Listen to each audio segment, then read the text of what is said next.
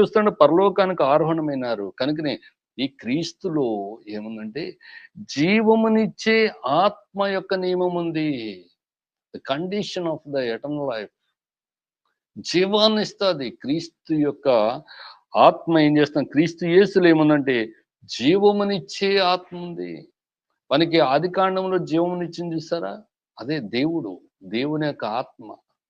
ఆయన నాసికారంధ్రములో జీవవాయువును ఊదితే నరుడు జీవించు ఆత్మ అయినాడు అని రాయబడింది. అంటే దేవుని యొక్క ఊపిరి ఏమైందంటే మరి జీవించేది జీవవాయువు ఆయన దగ్గరుంది.